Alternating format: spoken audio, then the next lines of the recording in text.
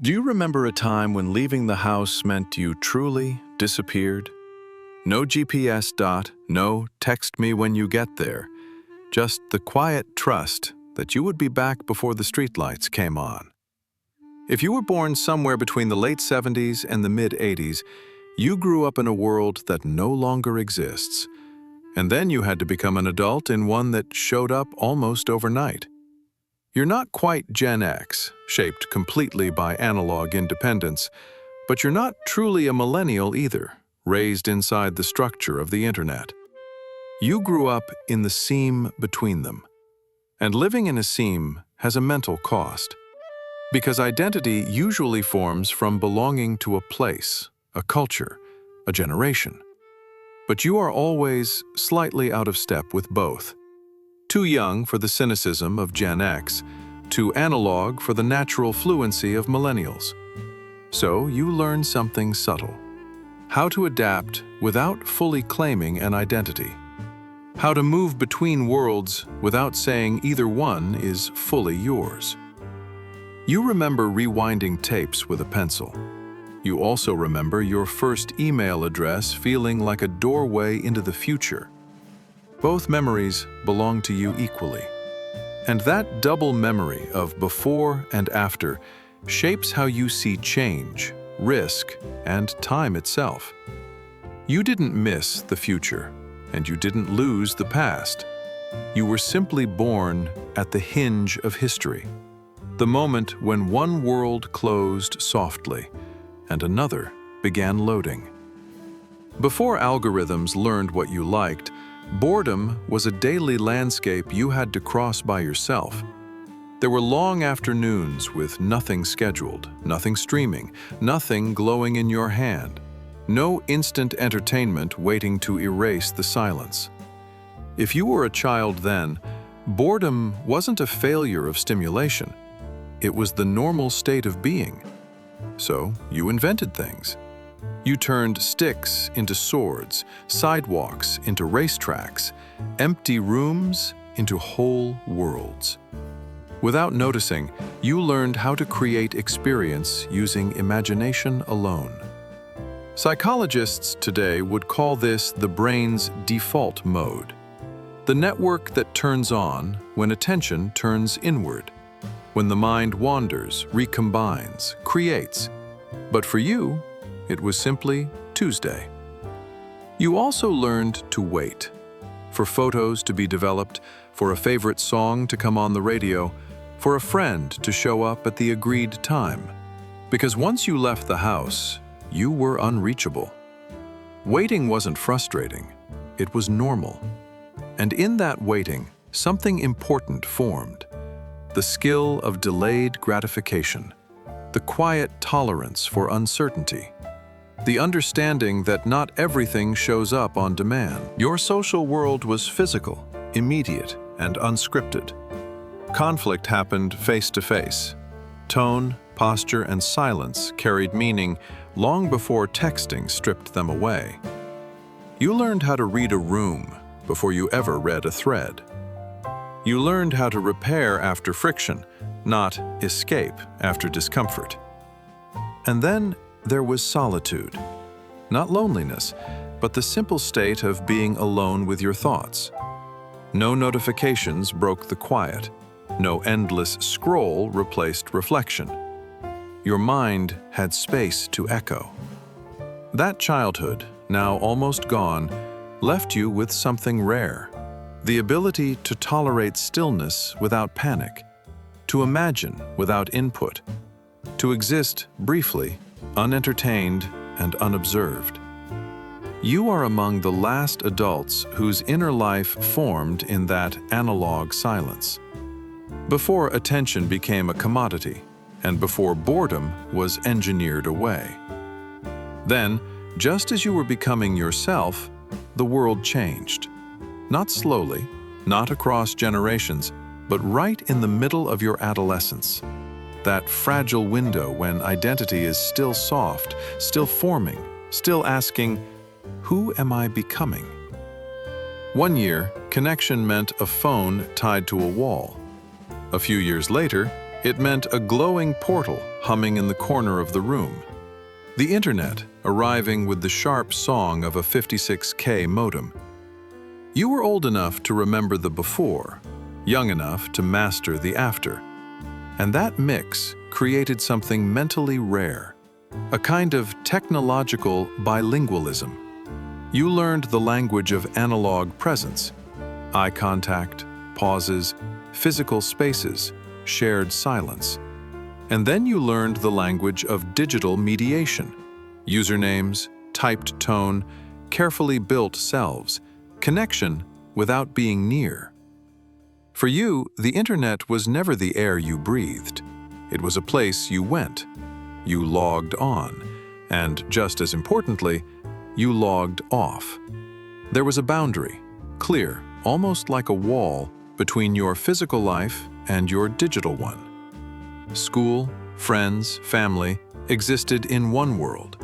Chat rooms and early profiles existed in another. Crossing between them felt intentional, even experimental. You remember building your first online identity not as an extension of your real self, but as a version, assembled, edited, tried on. The early internet was less a mirror than a laboratory. But here's the quiet mental shift. As adulthood unfolded, that boundary dissolved. The place you used to visit became the environment you lived inside. Work moved online. Friendship moved online. Memory moved online. And somewhere along the way, the log-off door disappeared. You still carry the memory of when it existed, a time when connection had edges, when presence and absence were clearly different states. Growing up during the internet shift didn't just teach you new tools, it rewired your sense of where life happens and left you with the strange, lasting awareness that reality itself once had an exit button. Identity usually grows from belonging. A generation, a culture, a shared story you can point to and say, "That's mine." But if you are a Xennial, that recognition often arrived slightly out of focus.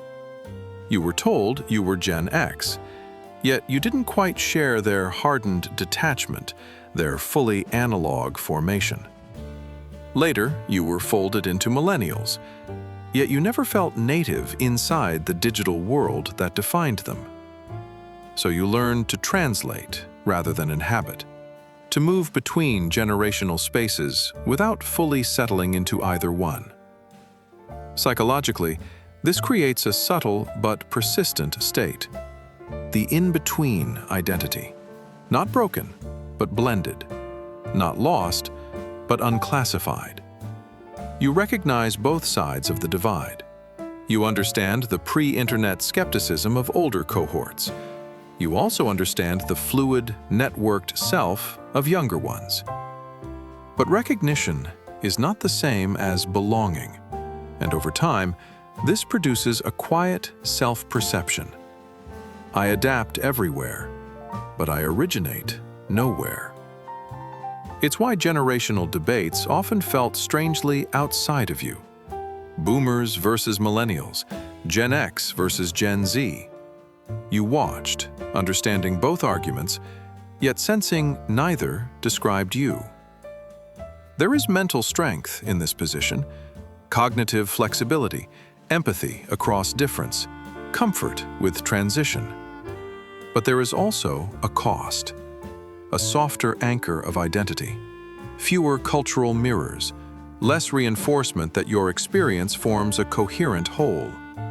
So you built continuity inside yourself from memories that span incompatible eras, from a life that began analog and matured digital. Your mind learned to hold discontinuity without collapse, to bridge timelines inside a single self. You are not between generations by accident. You are what a transition looks like when it becomes human. Your childhood unfolded in the long, bright afterglow of the 1990s, a decade that, in hindsight, felt almost impossibly stable. The Cold War had ended, The economy expanded. Technology promised progress, not disruption. The cultural story was simple.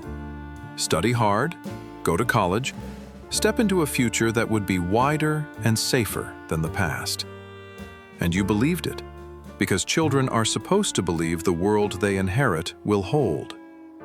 But just as you reached the edge of adulthood, the timing shifted. The dot-com bubble, the very future you were told to prepare for, burst as many of you were entering college or the workforce. Careers that looked certain suddenly dissolved. Stability became temporary. Then came 9/11. For Zennials, 9/11 did not interrupt midlife. It hit at the moment of launch. The age of first jobs, first apartments, first independent plans. The message to your mind was immediate and raw. The world can change overnight, and safety is not guaranteed by progress. This was not only fear, it was rupture, the collapse of an expected path. And just as recovery seemed possible, another timing fracture arrived. The 2008 financial crisis landed exactly when many Xennials were reaching traditional milestones, buying homes, forming families, building careers. Again, the path shifted under your feet. These stacked disruptions stamped in a distinctive worldview, often described as cynical optimism. You still carry the hope you were raised with, the sense that effort should matter, that the future can improve. But underneath it runs a steady awareness. Structures fail, systems break, timing betrays. So you plan carefully. You scan for exits. You expect change to arrive unannounced. The world did not change before you were ready, and it did not wait until you were secure. It changed exactly on cue, at the precise moment you stepped forward to meet it. When you were a child, communication had edges. Phones were attached to places. Messages waited on machines. Work stayed at work. Home stayed home. Connection happened in intervals, not all the time. Then adulthood arrived, and with it, a quiet but total shift. Email followed you out of the office. Laptops followed you onto couches and airplanes. And eventually, the smartphone erased the last boundary between presence and demand. For you, this was not normal. It was an intrusion that arrived after identity had already formed. You remember a time when being unreachable was ordinary, even expected. If someone needed you, they waited. If you were gone, you were simply gone. There was no constant awareness of you, no status light glowing somewhere in the network. Now, adulthood lives inside an always-on field. Messages arrive at any hour. Work threads spill into evenings. Social ties pulse constantly in pockets and palms. The day has no clean edge. And this is where the friction lives for a Xennial. You adapted to constant connectivity, but you never absorbed it as natural. Part of your nervous system still expects intervals, pauses, offline stretches, spaces where attention can rest without being on guard. But the modern world rarely gives them. So you carry a low-grade mental tension, the memory of bounded communication inside a life of constant reachability, a sense that you should be able to step out, yet nowhere fully exists outside the network anymore. The shock was never the technology itself. It was the disappearance of off. You became adults in a world where silence used to live and now must be deliberately reclaimed. When you look at your child's world, you're looking at a childhood that is built differently from your own. You remember bikes without tracking apps, afternoons without supervision, friendships worked out face-to-face without digital witnesses. But the children you are raising live inside networks from the start. Their friendships stretch through devices. Their risks travel faster. Their mistakes can last. Childhood itself is now partly public, partly saved, partly mediated. And this creates a quiet parental dissonance, because part of you still measures real childhood by analog standards: outdoor freedom, unstructured time, private experimenting.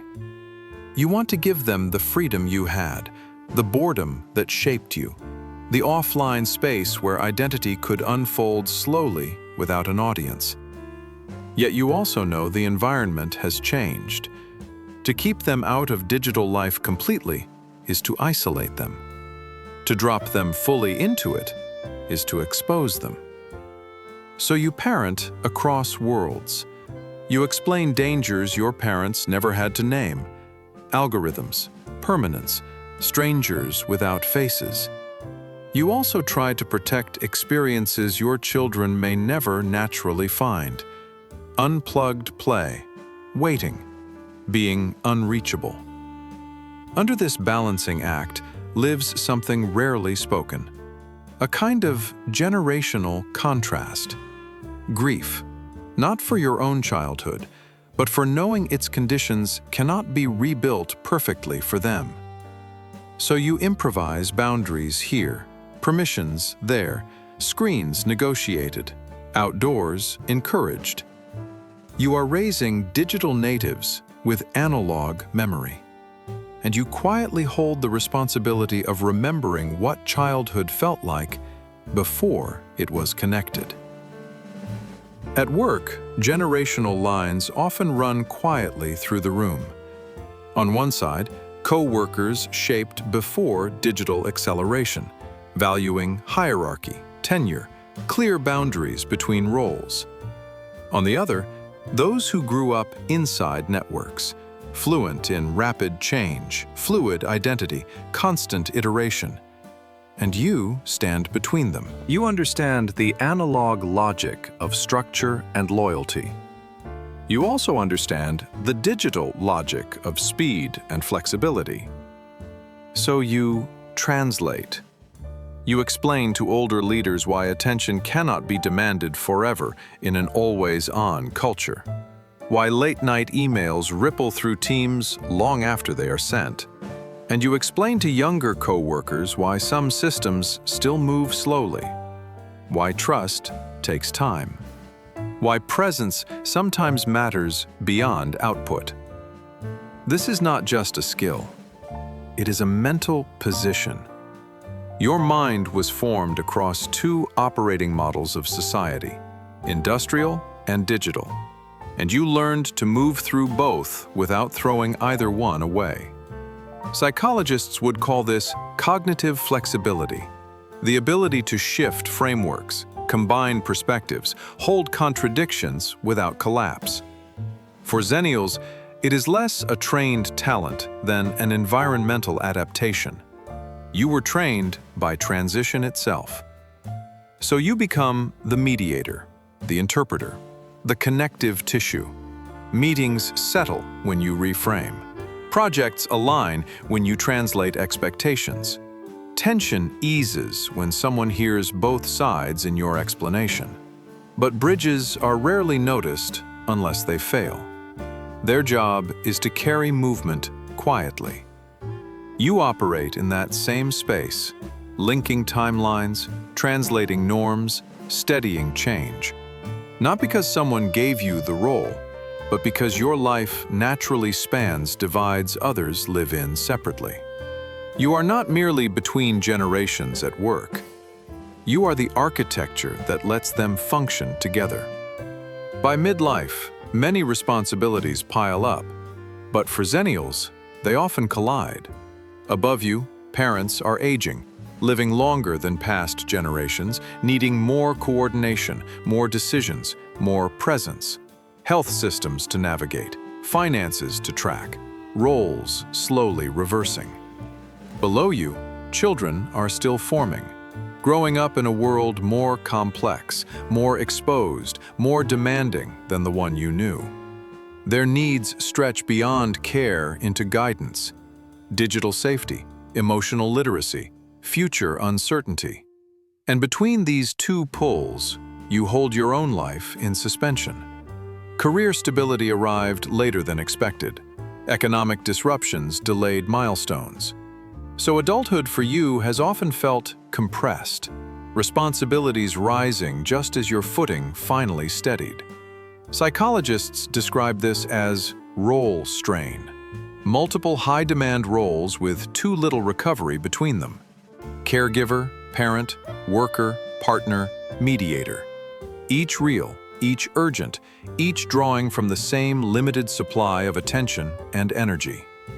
But there is another layer, quieter, generational invisibility. You are expected to manage upward and downward at the same time, yet rarely seen as the main story.